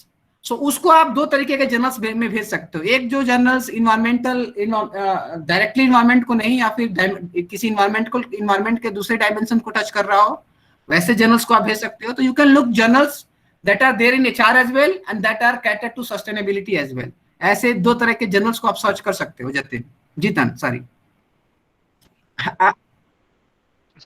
Sir HR related, sorry sir, HR related जो भी जर्नल है स्पेशली HR के लिए, सर वैसे कुछ नाम है जो मैं मतलब जहाँ स्पेशली उनको देख सकूं? हाँ, आप स्कोपस पे जाइएगा, जिससे मैंने बताया ना, सब्जेक्ट वो आईटीटी छोड़िएगा और वहाँ पे ह्यूमन रिसोर्स और ऑर्गेनाइजेशन फिट कर दीजिएगा, यू विल गेट जर्नल्स। ठीक है, फिर वहां पे स्कूलों में भी जाइएगा, वहां भी आप बिजनेस मैनेजमेंट में आप जाएंगे ना, तो नीचे सारे बिजनेस ऑर्गेनाइजेशन मैनेजमेंट के नीचे सारे जर्नल्स हैं, because I have explore all this fields, सारे एक जर्नल्स को आप ट्रैक इट। ठीक है, जो बिजनेस और मैनेजमेंट के उस पे सारे अवेलेबल है। अगर आप जाइएगा इंटर साइंस के पब्लिकेशंस पे, तो नीचे वाले सारे जर्नल्स, नीचे के सबसे इंटरेस्टिंग पार्ट क्या है, आप इंटर साइंस में जाइएगा और बिजनेस मैनेजमेंट में जाइएगा, इनमें जितने जर्नल्स होते हैं ना, मोर देन 6 टॉपिक्स को कवर करते हैं। राइट, सो इंटर साइंस में आप एक्सप्लोर कीजिएगा, क्योंकि इंटर साइंस का एक सेपरेट एडवांटेज ये है कि इसमें जितने जर्नल्स हैं, वो सारे journals more than 5 to 6 topics को मोर देन 5 to 6 टॉपिक्स को वो कवर करते हैं। सिर्फ ऐसा नहीं है फाइनेंस है तो फाइनेंस को ही कवर करेगा, उसमें भी बहुत सारे स्कोप्स को वो कवर करते हैं। तो inter science is going to help you lot. आप देखिएगा उसमें मिलेगा, अगर नहीं मिलेगा come back to me, I will definitely give you the name specific journals. Okay, sir. Good evening, sir. Thank you. Good evening, Khem. Sir, we are attending from one interface. We are 2-3 person. My friend want to ask you a question. Yes, please go ahead. Very good evening, sir. I am Ankit Suri. Yes, Ankit. Sir, a couple of minutes back आपने बताया कि हम अपने पूरी thesis को 4 या 5 parts में divide करें, हम उनको पेपर्स बनाएं और एट द एंड हम जब सारे पेपर्स पे काम कंप्लीट कर लें, उनको कंपाइल करके एज अ थीसिस उसको प्रेजेंट करें। यस जी सर, इसमें एक प्रॉब्लम मैंने जो ऑब्जर्व करी, जो अभी मेरा एक्चुअली कोर्स वर्क चल रहा है, कोर्स वर्क के दौरान मुझको ये सिखाया गया कि सेल्फ साइटेशन जो होती है, जब कोई ऑथर अपने आप को साइट करता है, तो that is according to some authors and some bodies it is against ethics, it is against research ethics. So how to deal with that problem? What is your opinion on that, sir? Yes. एक चीज self citation क्या है वो समझिए, और दूसरा अगर आप पेपर पब्लिश करते हो और थीसिस मिल जाते हो तो पॉसिबिलिटी आप शायद इनडायरेक्टली एक क्वेश्चन करना चाह रहे हो कि प्लेगरिज्म आ जाएगी, right? That is what you are referring here? No, sir. That plagiarism problem I can deal with. That is clear. But Yes. Self-citing my own work in my own thesis, that is an ethical problem according to some authors and some bodies. That is my problem. How to deal with that? Wait. Coming. अब आपने let suppose literature review का एक chapter तैयार कर लिया, right? Second आपने let suppose एक one variables के ऊपर एक मॉडल के ऊपर आपने एक तैयार कर लिया जहां पर रिसर्च गैप वगैरह सब कुछ क्लियरली मेंशन हो, ये भी थ्योरेटिकल पेपर में सब आपने सेकेंडरी डेटा दे दिया। थर्ड आपने एक पेपर तैयार किया लेट सपोज 2 वेरिएबल्स पे। फोर्थ आपने एक पूरे कंपाइल पेपर तैयार किया लेट सपोज व्हाटएवर नंबर्स आपके हिसाब से बढ़ता रहता है, राइट? अब सेल्फ साइटेशन कहाँ पे है? सेल्फ साइटेशन तो यही है ना कि जब आप पहला पेपर तैयार किए तो उसमें कोई साइटेशन नहीं था आपका, दूसरा जब पेपर तैयार किए तो उसमें अगर कुछ आया तो आपने अपने पेपर का नाम मेंशन कर दिया। That is what you are referring to? Exactly sir, exactly that is what you are referring to. अब आप ऐसे कितने जगह पे आप अपने पेपर को साइट कर सकते हो? This is against the moral, right? तो समस्या क्या है, आप ऐसा नहीं होता है कि हाईली कंडेमेबल होता है, एट कुछ लिमिट तक आप अपने काम को साइट कर सकते हो, not a big deal. But जब काउंटिंग होती है तो ऑटोमेटिकली सेल्फ साइटेशन तो वैसे भी खत्म हो जाता है। जब काउंटिंग होती है ना कि आपके पेपर से कितने साइटेशन थे तो उसमें लिखा होता है कि सेल्फ साइटेशन कितना है और अदर साइटेशन कितना है। So there is no problem at all while compiling with your thesis. What is the challenge? Making sense what I am talking here? Yes sir, great sir. Making it? अब इसमें कोई समस्या नहीं है, आप कितना साइटेशन देते हो अपने पेपर का थ्रू आउट थीसिस? आप तो नए हर बार चैप्टर लिख रहे हो ना। अगर मान लीजिए कि आप इंपेरिकल काम कर रहे हो, इंपेरिकल लेट सपोज आप थर्ड पेपर तैयार कर रहे हो, इंपेरिकल पेपर, उसमें आप यही कर सकते हो ना कि जो आपने लिटरेचर रिव्यू दिया उसका एक साइटेशन दे सकते हो। That is what only one citation you can give it. Only one citation आप दे सकते हो, यही हो सकता है ना? Getting it what I am talking here? Yes sir. I am making sense what I am talking here? जी सर, राइट? तो एक साइटेशन से कुछ नहीं होने वाला। That is not condemnable. जो स्टेटमेंट है इंटरनेशनल बॉडीज की वो ये नहीं कहती कि this is highly condemnable. Yes, अगर आप अपने वर्क्स को मोर साइटेशन अननेसेसरी का ज्यादातर सेल्फ साइटेशन दे रहे हो, that is condemnable. But there are lot of thesis. आप एक थीसिस है उसका आप पढ़िएगा, मैथ्यू क्लार्क की थीसिस है, इज इकोनॉमिक ग्रोथ एब्सोल्यूट? आप उसको पढ़िएगा। उस थीसिस में मैथ्यू क्लार्क ने अपने काम को, this thesis have been submitted in university of Victoria. यहाँ इस यूनिवर्सिटी में I think I must have that thesis with me. Yes, let me show you. Yes, look at this thesis. ये thesis है is welfare economic analysis. ये है is economic growth desirable. This thesis is Matthew Clark का thesis है। Matthew Clark is most cited author, right? This is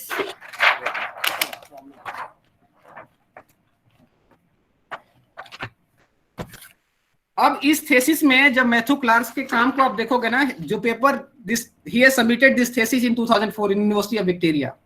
अब इस thesis में अगर आप इसके काम को देखोगे ना तो टिल 2004 इसने इतने तक की थीसिस को साइट, अपने ऐसे पेपर को भी साइट कर रखा है जो पेपर पब्लिश नहीं है, फोर्थकमिंग है, right? Getting it? What I'm trying to say here, guys? So ये up to extent it is desirable, right? Let me show you his citations. You will surprised. Where is Clark? CLA. Yes, look at his citations. Clark की citation शुरू होते हैं यहाँ से. Look at it. If it is visible to all of you. And इसकी citation यहाँ तक चली आ रही है. Look at it. Clark यहाँ तक ये same author. He is the author of this thesis and written his paper, cited his paper in this thesis, right? And ये thesis जो submit हुई है, look at it, और भी है, look at it, यहाँ तक है इस पेपर, इस author के citation, and this thesis has been submitted in University of Victoria, and आप search करना Google Scholar पे मैथ्यू क्लार्क के बारे में, he has more than 10,000 citations on welfare economics. Getting it? Understood it? So this is allow up to extent. ऐसा नहीं होता कि this is highly condemnable from the beginning itself. Getting it? ये देखो सबसे इंपॉर्टेंट बात, ये लिख रहा है इसके ईयर में this is forthcoming, if it is visible to you, लिख रहा है ईयर में दिस इज फोर्थ कमिंग। जो पेपर आया भी नहीं है उसको भी इसने साइड कर रखा है अपने थीसिस में। Understood it? Understood it? Yes sir, yes sir. So not a larger problem. I just give you the empirical data कि देखो क्या हुआ है bottom the line. Sir, Understood it? Thank you very much, sir. Thank Yes, you. yes, very go ahead. much. sir, then won't it be leading to slummy slicing? Like we are dividing our large study into small research papers. I don't know about it right now, but I just read, sir. So is it not the problem which will arise then, sir? I think, look at it, it's all about clarity of your idea. What we do in the thesis, we have different chapters. What those chapters are talking about? Those chapters एक दूसरे को ही lead करते हैं ना? In thesis, that is what largely do. जो whole idea होता है हमारे काम करने का, research problems को, we divide into different chapters. So मेरा कहने का काम क्या था कि आप जब भी कोई काम करो, उस काम को communicate कर दो, फिर next काम करो. That is what I mean to say. Getting it, Priya? Understood it? What I'm? Are you getting me the same way the way I'm talking to you? हाँ जी सर, हाँ जी। Getting it? तो आप काम PhD काम को क्या करते हो? Different chapters तो बनाते हो और क्या करते हो? That's what you do, right? So आप जब different chapters बनाते हैं अपने काम में, तो जब उस chapters को divide करते हो ना different topic wise, whole problems को एक systematic तरीका देते हो कि what could be a systematic way for reaching to your research problems, right? So वो systematic way different parts में divide होता है. So आपको as a smart researcher what you should do is you should communicate, जो काम हुआ उसको communicate करो, फिर आगे बढ़ो. So there should be a synchronicity in the progression that you are having in your PhD works and the publication works. There should be a synchronicity. I'm making sense? इससे क्या होता है कि आपकी काम की authenticity भी बढ़ जाती है कि yes, जो मैंने काम किया it has get published, it means it is well recognized. जो आपने काम किया है वो वेल रिकॉग्नाइज्ड है, उसकी एक एथेंटिसिटी भी बढ़ जाती है because it get published in a good scholarly work. Making sense Priya? Understood it? हाँ जी sir. Yes. Actually I am at the initial stage, तो सर मुझे अभी इतना नहीं आता. Don't worry about it, just try to think. इसलिए मैंने कल का लेक्चर दिया था आपको कि constructs, operational definitions, concepts, philosophies must get it clear before moving to methods and methodology. Right? Methods and methodology और लिटरेचर रिव्यू तक पहुंचते must clear yourself with the philosophy, with the constructs, operational definitions. Getting it? Yes sir. Yes please. Anything else? Hello, sir. Yes, Simran. This is Simran. Sir, actually, my topic is crowdfunding, related to crowdfunding, but till now, after coursework also, I mean, about 6 months I have studied the coursework, but then also I'm unable to, get the problem exact title or topic of my study. It's I want to do something in crowdfunding as a source of finance for entrepreneurs or startups. And अब देखो, wait सिमरन, आगे आपकी problem समझ गया. समस्या कहाँ पे आ रही है आपको? What is crowd funding? Does crowd funding include venture capital? Does crowd funding include private equity? Does crowd funding include E shops? क्योंकि जो स्टार्टअप्स है उसकी बेसिक ऑपरेशन कैसे होती है, उसके लिए स्ट्रीमलाइन फंडिंग नहीं मिलती है. What happen is either they go through the private equity, either they go with the venture capital, and the ESOPs is the common techniques for absorbing the talented people. So सिमरन, आपको पहले क्या समझना है कि venture crowd funding के कितने component हैं. जब इस कंपोनेंट पर आओगे आप तो आपको पता चलेगा कि क्राउड फंडिंग के मेनी कंपोनेंट हैं जिसमें venture capital is the leading investors in Indian startups. Right Simran? yes, अगर आप इनकी फंडिंग पैटर्न देखोगे, so India is I think the third largest startup country in the world, and one of the largest unicorns are there in India as far as the startups are concerned, right? yes, sir. अब इनकी जितने भी बड़ी companies, जितने भी startups आप लो, for example let's take the example of Byju's, have a market cap of more than valuation is more than $16 billion, have surpassed Paytm recently. This is the most valued startup. अब आपको क्या समझना है Simran? First of all try to understand the functionality of this startups और reasons why venture capitals are financing them. That things you need to understood. For example Paytm. अब Paytm के जब capital composition आप देखोगे ना, तो पेटीएम में Warren Buffett का क्लोज टू 3% शेयर है. जब वॉरेन बफेट का फर्स्ट डेस्टिनेशन इंडिया आया तो it was the Paytm. Paytm is the first company जहां पे वॉरेन बफेट जैसे one of the greatest investor in the world investment किया. That is the Paytm. उसमें सॉफ्ट बैंक का share है क्लोज टू 17%. अलीबाबा का शेयर है. Then Shekhar Sharma का कुछ शेयर है. सो इनकी कैपिटल जब कंपोजिशन देखोगे ना, so you will be all surprise. So आपको क्या करना चाहिए Simran? First of all crowd funding को डिवाइड करो and then select top 5 startups in India. For example आप बायजू सेलेक्ट करो नंबर 1, पेटीएम ले लो, ओयो ग्रुप ले लो, ओला ग्रुप ले लो, जोमेटोज ले लो, स्विगी ले लो. Zomato is again going for the IPO, Paytm is also going for the IPO. तो इनका तो कैपिटल स्ट्रक्चर ही बदल जाएगा. तो अब आपको क्या करना चाहिए? इनको सेलेक्ट करो, इन सारे स्टार्टअप्स को लो, कैपिटल कंपोजिशन देखो एंड देन वहां से ट्राई करो कि इनकी जो कैपिटल कंपोजिशन हुई. सबसे बड़ी समस्या आपको क्या आएगी? Primary data. क्योंकि इन सारे वेंचर कैपिटल के पास आपको पहुंचने में टेक लॉट ऑफ टाइम. सो जब क्राउड फंडिंग के बारे में आप देख रहे हो तो इन टॉप 5 या टॉप 10 स्टार्टअप सेलेक्ट करो इंडिया के. nascom.com पे जाओगे तो आपको स्टार्टअप्स के बारे में इंडिया के मिल जाएगा, या फिर dipp.com.gov.in पे जाओगे तो वहां पे पूरे स्टार्टअप इंडिया के बारे में मिल जाएगा आपको. वहां से जाने के बाद टॉप 10 या टॉप 5 स्टार्टअप सेलेक्ट करो, इनकी कैपिटल कंपोजिशन देखो, the way they conduct their business वो देखो एंड देन रिट्राइव कि क्राउड फंडिंग में मेजर कंपोजिशन किस पार्ट का है, वेंचर कैपिटल का है, ईसॉप्स का है, या फिर प्राइवेट इक्विटी का है. From there you will get lot of ideas. Then you will redefine your problems कि आपको किस डायरेक्शन में मूव करना है. Getting it Simran? Understood it और नॉट? Yes, sir. समझ आ रहा है? Yes, sir. गेटिंग इट? Yes, sir. And one more thing, sir, when I started doing literature review, I got so worried that why I can't find the good papers, and I don't know actually whether I'm going in right direction or not, because as and when I ask my guide, he's so busy that he always tell me that keep doing literature review, but I don't know whether I'm doing right or wrong, whether I'm going. Sorry, can you repeat your question again, Simran? Can you repeat your question again?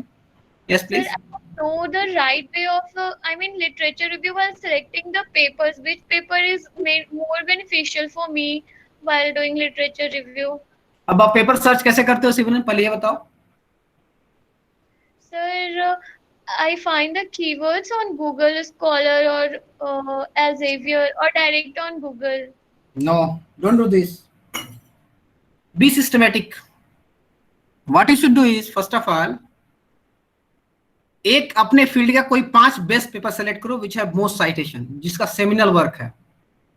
पहला तरीका ये होता है कि आप अपने field का कोई सा भी बेस्ट 2, 3 या 5, 4 मैक्सिमम पेपर सेलेक्ट करो जो सेमिनल वर्क्स हैं, जिसकी हाईएस्ट साइटेशन है. या तो ये करो, या दूसरा काम क्या करो, आप अपने फील्ड के टॉप क्लास ऑथर्स को पिकअप करो and track them, which is going to be a tedious task, क्योंकि author sometimes क्या करता है, कुछ टाइम बाद अपने area of interest को change कर देता है. But the most common technique that you should follow is अपने field के top 5 best paper उसके papers को आप find out करो जो most cited हो, और then 5 पेपर पढ़ो या 3 पेपर पढ़ो एक बार. अब आपको जो उन पेपर से आइडिया लगा, whatever you have read so far, उन सारे पेपर्स में नीचे ह्यूज नंबर ऑफ रेफरेंस दिए होते हैं. विदाउट इंटेक्स साइटेशंस और साइटेशंस का पेपर तो नहीं होता है ना. अब उन पेपर्स में से क्या पढ़ना है, आपको क्या छोड़ना है, that is the smartest way that you should decide. यहीं पे डिसाइड होता है कि आपकी right direction is going right direction और इन रॉन्ग डायरेक्शन. सो आपको क्या करना चाहिए, आपने जो आर्गुमेंट उन पेपर से अब तक बिल्ड अप किया है, उन आर्गुमेंट के रेफरेंस में you have to search the papers. Getting it, Simran? It's going to be very very technical. आप अगर randomly ऐसे पेपर्स पढ़ते रहोगे तो how you are going to generate ideas?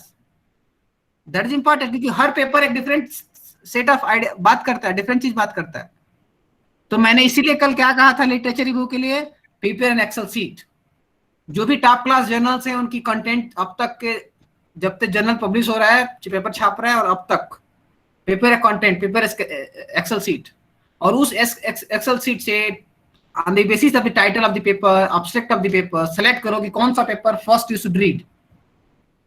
Develop this technique, Simran. Otherwise आपको time ऐसे लगता रहेगा और कुछ नहीं पता चलेगा. आपको लगेगा कि हमने 50 पेपर पढ़ लिया, but what should be the orders? क्या जो पेपर्स आपने पढ़ा उनके आर्गुमेंट्स और आइडियाज को एक जगह आप प्लेस कर सकते हो इन वन गो? अगर ऐसा है तो then you are in right track. अगर ऐसा नहीं है तो then you are not in right track. So what is the right way? Right way is select best journals, prepare the content, and then select the papers from there. One way is that. Second, select the top class papers, follow their references. You can move ahead in that way. Yes, please. Sir, because this was the problem, like whenever I was reading a paper, the next paper, every next paper gave me some new idea. Sometimes crowdfunding related to marketing, how it boosts up the marketing of that product, and sometimes it affects the behavior of consumer. Then next time in different paper, different ideas are there. So when I come to write about my paper or think about the problem on which I should work, it get scrambled everything. Yes, it is until unless you will not be systematic, आप scramble ही होते रहोगे at the end तक. Unnecessary, it will be wastage of time. आपको clarity कुछ नहीं आएगी. सिर्फ ideas, different ideas दिमाग में आते रहेंगे. तो क्या करना चाहिए? इसलिए आपको क्या होना चाहिए? You should track journal by journal. उनके कंटेंट को आप डाउनलोड करो, एक्सेल शीट बनाओ. Hardly matter of 2 hours and 3 hours. एक जर्नल पे बैठेगा तो पूरा कंटेंट तैयार हो जाएगा. और जब कंटेंट तैयार हो गया तो वहां से जर्नल्स के टाइप पेपर्स को एलिमिनेट करो. कौन सा पढ़ना है, कौन सा छोड़ना है.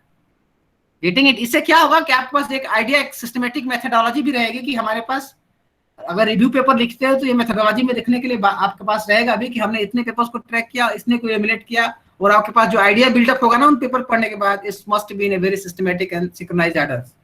सो that will, your problem that you are facing is going to be automatically solved जब आप सिस्टमैटिक तरीके से मूव अहेड करोगे. Simran, getting it? ऐसा नहीं है पेपर एक मिला तो पढ़ लिया, फिर दूसरा पेपर सर्च किया, दूसरा मिला तो पढ़ लिया. डेफिनेटली नया पेपर है तो कुछ ना कुछ तो उसमें से आउटपुट निकलेगा ना. बट जो आपने पहला काम किया उसके उसी ऑर्डर में अगर दूसरा काम होता तो your thought is going to be channelized in one direction, right? So इसीलिए better you prepare an Excel sheet, track the journals and prepare Excel sheet, eliminate journals and papers, eliminate papers from there.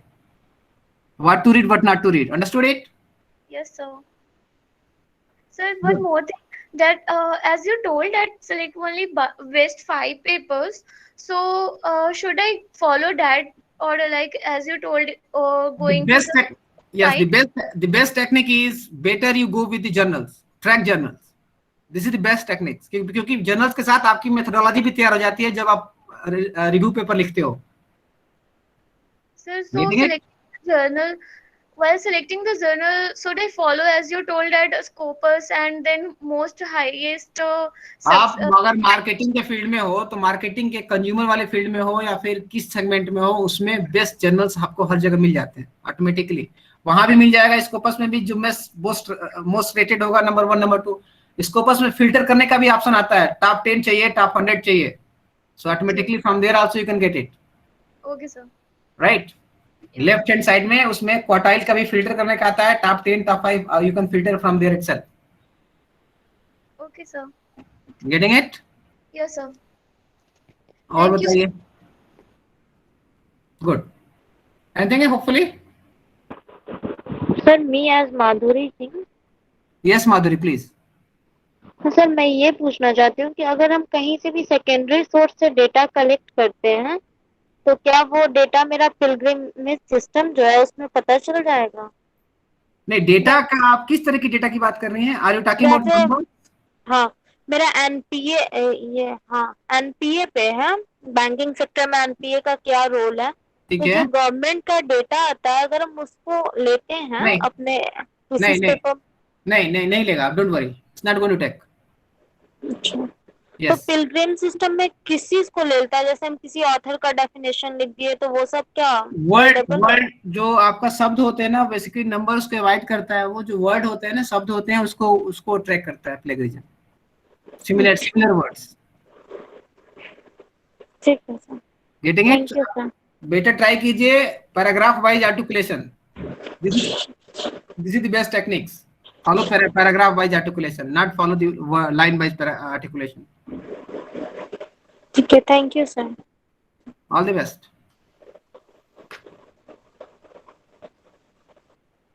Sir, hello. Yes, please. Sir, I have one more question. Like, if I select the topic, so should I think prior, like, what will be the problem in collecting data?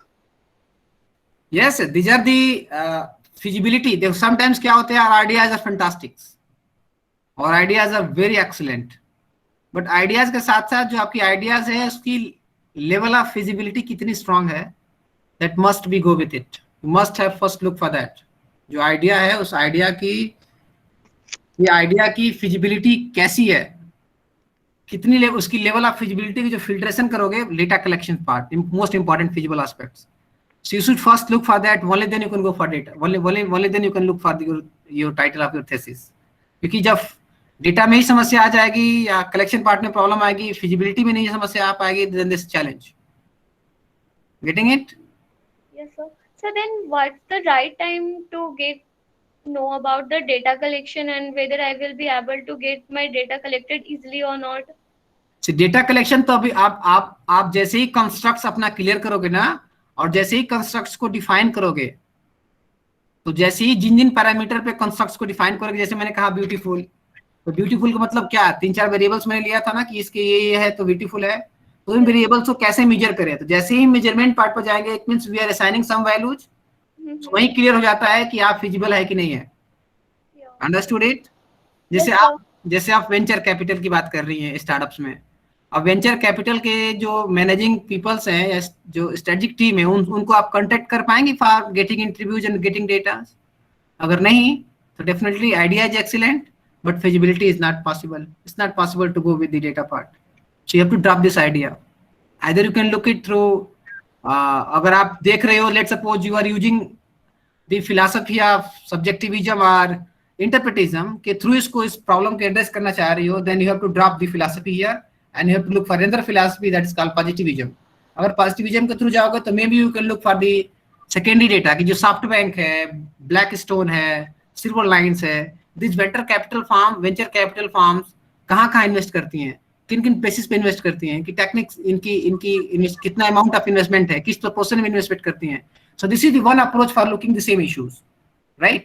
So you have to change your philosophy. जब philosophy change हो जाएगी तो पूरा circle ही change हो जाएगा. We are conducting data, we are analyzing data, we have interpretation of data. I'm making sense, Simran? Understood it? Yes, sir. Good. Anything else?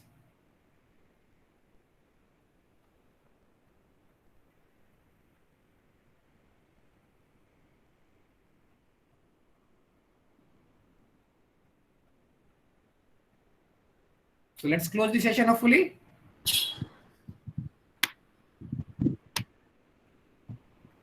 Any other doubts from the participant side?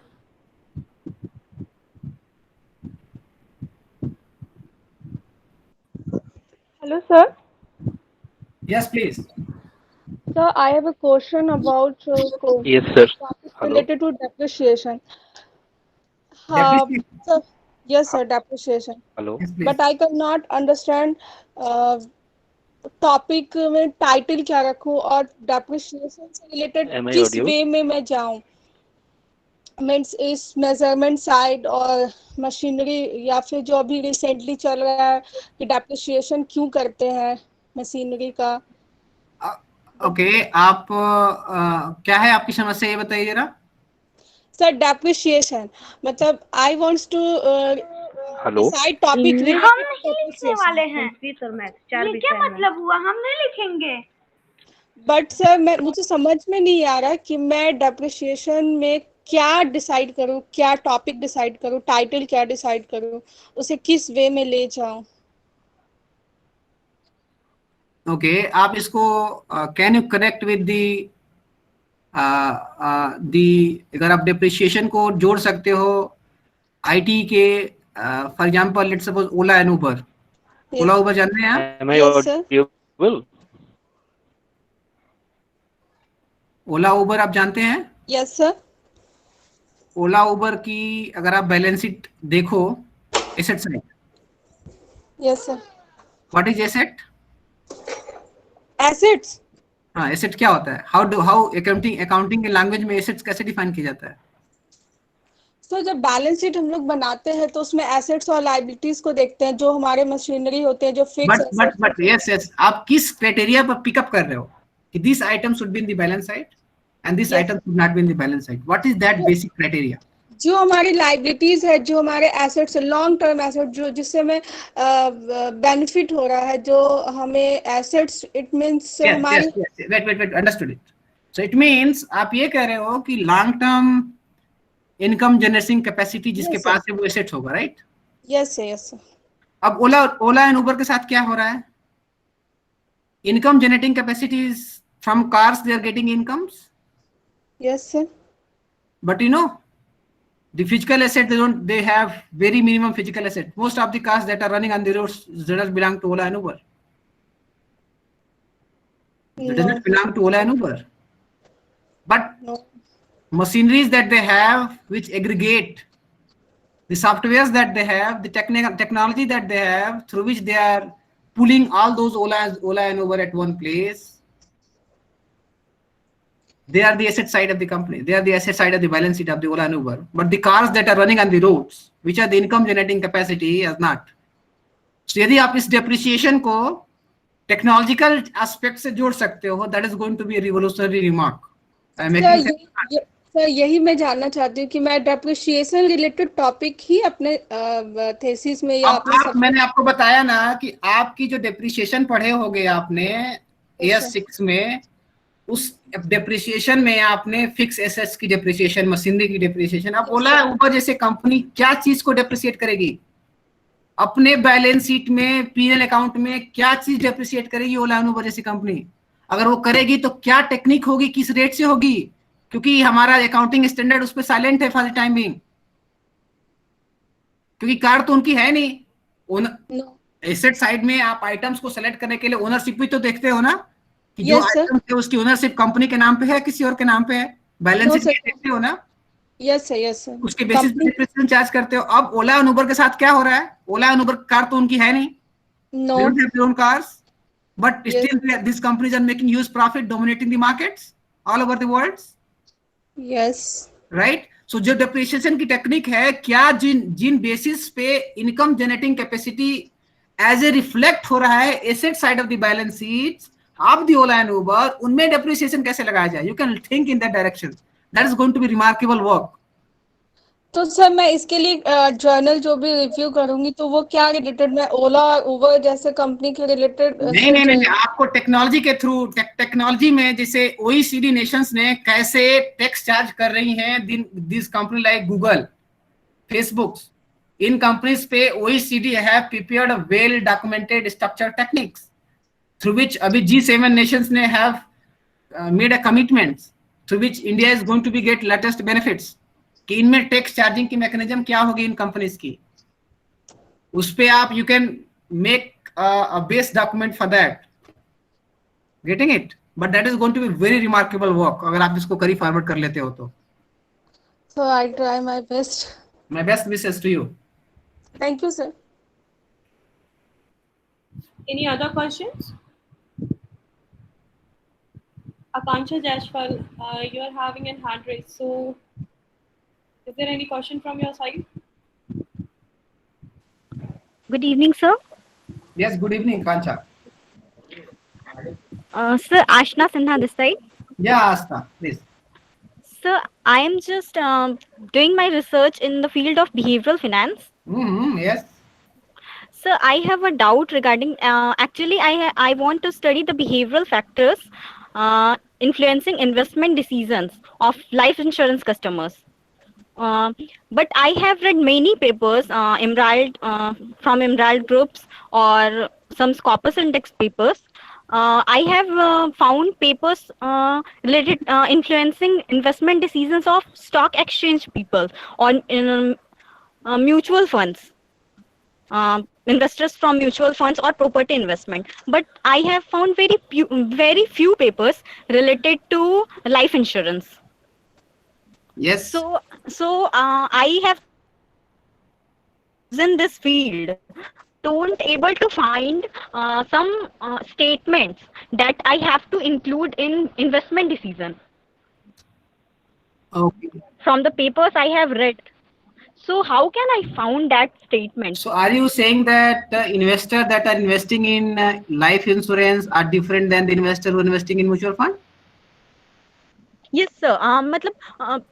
Basically, I want to confirm that the biases or the biases they are basically doing in stock exchange, they are also doing in life insurance. Hold on, yes.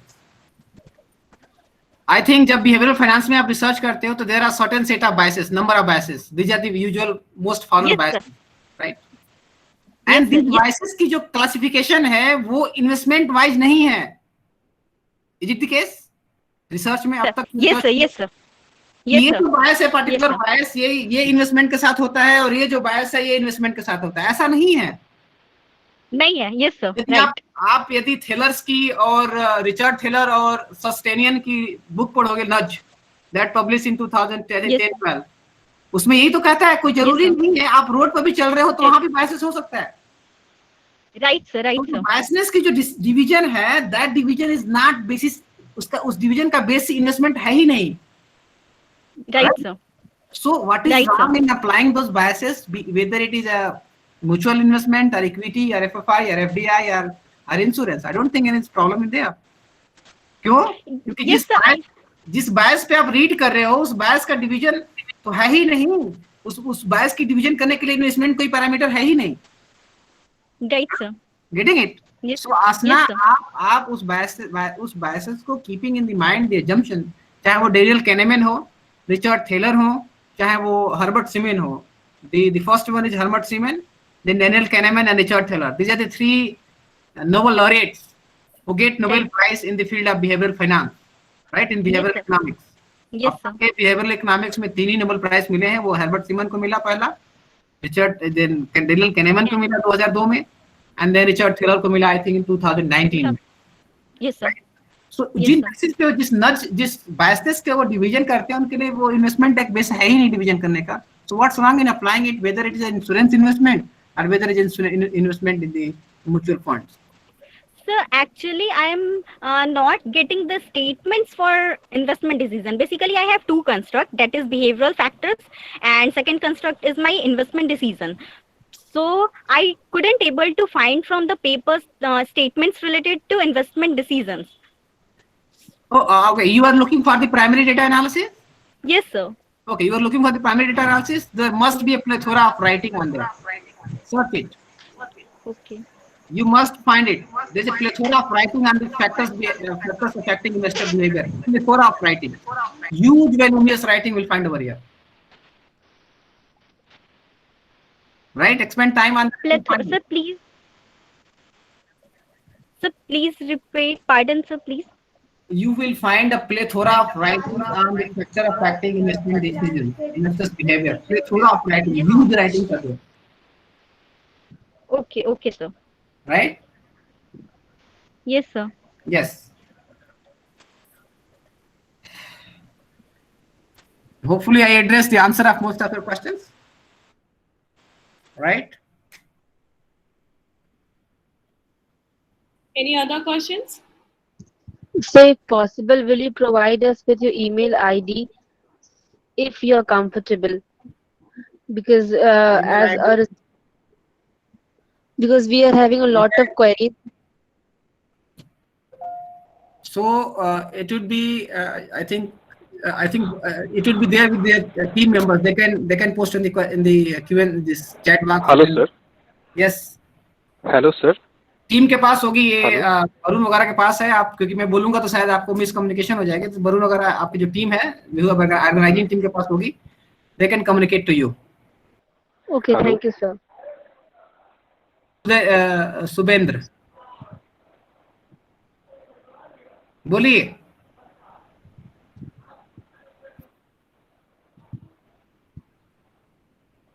Yes, sir. Is there any question from your side, Mr. Shubhain? Sir, I have a question. how to improve writing skill for paper writing? Yes, please. And what are their key steps? Okay. So देखिए Yes, सुबेंद्र, ma'am. पहला चीज मैंने आपको पहले बोला, How to improve our writing skill for paper Right. and what are their key steps? Yes. Key step is the practice part. Hello, am I The audible? key step is practice. Yes, you are audible. I've heard your question. I'm audible to you. Am I audible Hello. to you, Subendra? Am I audible to you? I think there is some technical glitch from his side. Shubhendra, are you there? Yes, sir. Yes, sir. Am I audible to you, Subendra? Yes, sir. Yes, sir. Audible. Okay, so आपने पूछा कि क्या है basic steps होना चाहिए, तो पहला part क्या होना चाहिए सुबेंद्र? आप Yes, अपनी ma'am. ओपिनियंस अपनी Yes, sir. You are audible. Okay, आप अपनी थॉट प्रोसेस को, जो भी आपके दिमाग में चल रहा है, जो भी आप पढ़ाई करते हो, उसको बैठो and then start writing it without the help of any books, any materials, जो भी आपके दिमाग में है, जो भी आपने पढ़ा, एंड देन उस पहला चीज क्या होती है कि practice of writing. I know practice of writing क्या, ऐसा नहीं कि एक लाइन बुक से देख लिया फिर दूसरा लाइन आप लिख रहे हो, फिर तीसरा लाइन बुक से देखा फिर लिख रहे हो।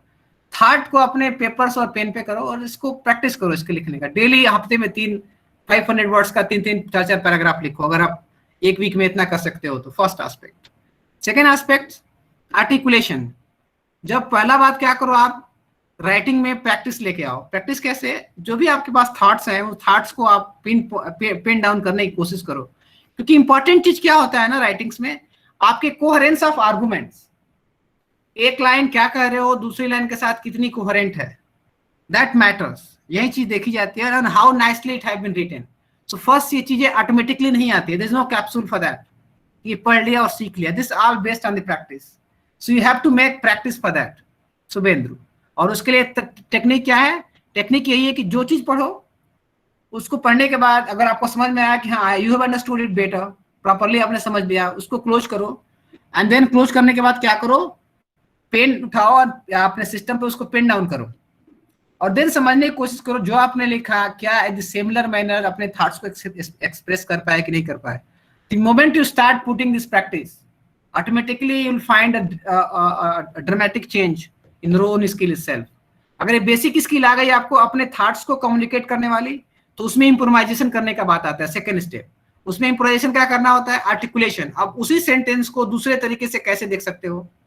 सो operation of using the techniques of absolute and relative things, one way, active and passive, different way, or using metaphor, this is another technique for articulation। अगर ये articulation आपके पास आ गई, then third step होता है उसमें क्या? coherence of arguments।